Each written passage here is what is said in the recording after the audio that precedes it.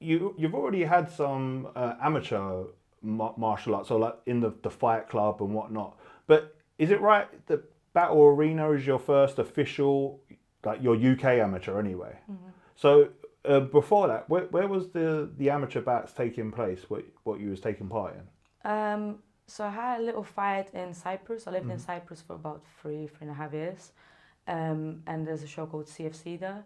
And I think that was like the first female MMA fight in Cyprus actually.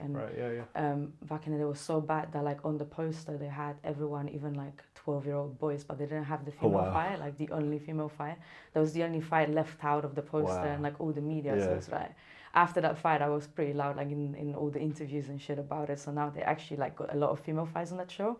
But it was I'm not even sure if it was properly sanctioned and stuff because the rounds were weird. They were like 2 minute long rounds, and it was all weird. So that was kind of like my first MMA fight on a show.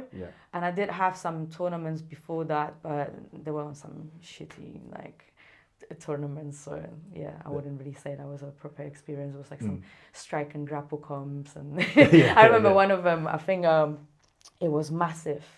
Yeah, they still do those comps where you've got like 50 different martial arts, like some ninja shit right next to like MMA, but it's MMA without head strikes. And I went against this girl. I think she's like a world Muay Thai champion. And then obviously me coming from a little bit of Muay Thai background as well, we were both doing kind of like a first experience MMA thing, but as a strike and grapple, so you don't allow headshots. And I remember we both kept kicking each other in the head, and the ref was just like, "Can you stop it?" I was like, as soon as she kicked me, I kicked her back, and then we just carried on. It was really weird.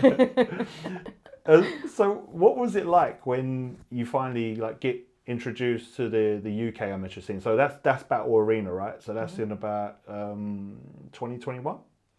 I think so. Yeah, it must be. It was definitely after lockdowns and all that. So that was after like 4 years of me basically being pretty much non-stop camp trying to fight MMA, but just not being able to make it happen. It was very difficult to make it happen in Cyprus. There was not enough opponents, obviously not enough women trained there.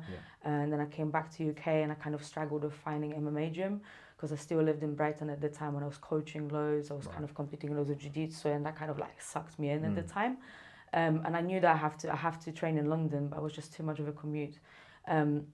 So it wasn't until like lockdown when I started training MMA again, and then straight away like I wanted to fight, but then there were some shows during lockdown that I was meant to fight on, but they never happened. You know, the entire shows were cancelled. People kept pulling out, so there was always something happening. So it really wasn't until like 2021 when I managed to get that fight. And at this time, was you associated with New Wave Academy? Yeah, New Wave Academy included. Well, what was that experience like working with the team down there?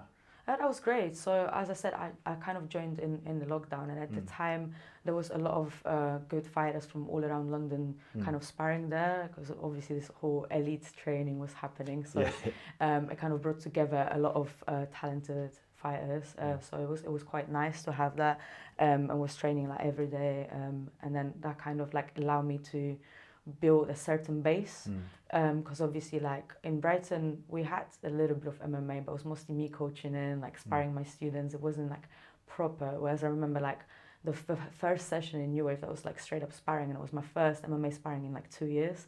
And I remember just that feeling of like I'm gonna die, but I can't sit out a single round. And on the way back to Brighton on the train I was literally crying, like I was so fucked up I couldn't even eat my dinner. And then I kept coming back, you know, and like the guys there really helped me, you know, like it really helped me build that like base of everything. And the coaches, they were very attentive. I was the only female fighter there, so that obviously gave me a lot of attention from them as well. Everyone wanted to help me. So yeah, that was definitely a great place to be to start with. Who was you working with there? Like with coaches and... So we had Colin, Christian and Tommy mostly, but we also had Sid, my wrestling coach. There was always someone helping me on something. Yeah, Sid helped me loads. Yeah, he's just like at the training for the Olympics. And, yeah, I used to hate wrestling. Like I remember when I lived in Cyprus, there was one wrestling class a week, and I'd make sure that like there's definitely something that's gonna make me miss it. I'd always have an excuse. I hated it. And then it wasn't until I started working with like Dom Dillon in Brighton, and then Sid in New Wave, when I realized like wrestling is actually sick. I like it. And then Sid spent a lot of time with me over lockdown, just teaching me everything I know, basically.